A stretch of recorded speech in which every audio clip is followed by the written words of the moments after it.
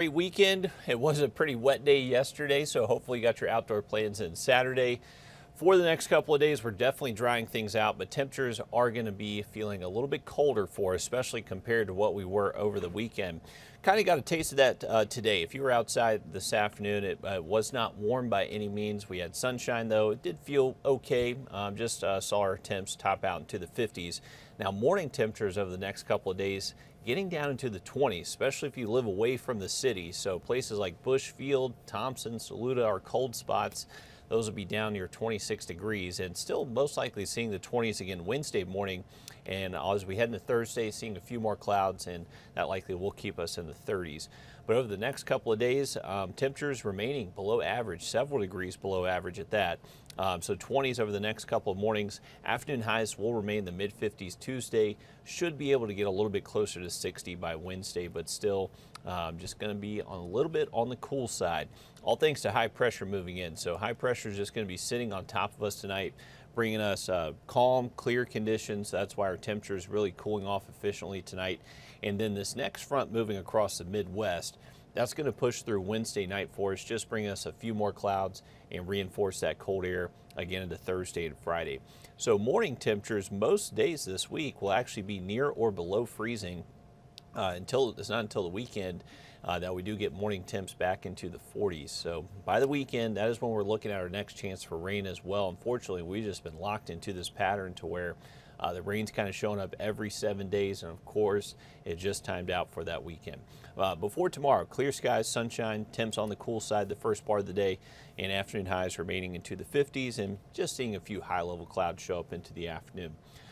One thing to also put on your radar later into the week is that we actually have the peak of one of the best meteor showers of the year between December 13th and 14th. So today's date is, what's today's date, Nick? 12th? I think it's the 12th. 12/11. So today's the 11th, which means tomorrow's 12th. So Wednesday night into Thursday morning is actually when it's going to be the best time to check this out. And that's kind of when we are expecting a few clouds to show up. So keep your fingers crossed. There could be a few clouds that do ruin our ability to see this, but this is really for the night owls. The best time to check it out is between midnight and 2 a.m. So it's not going to be one of those situations where you just walk outside at any point during the night and expect the sky to be falling with meteors. You got to have patience. You got to let your eyes adjust. Don't take your phone outside with you.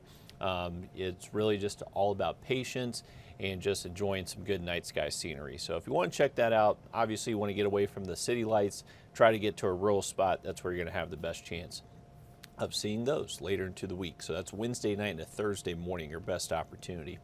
High temperatures, though, for the rest of the week remaining generally below 60 degrees. Outside of Wednesday, it is going to be a pretty cool week on tap for us.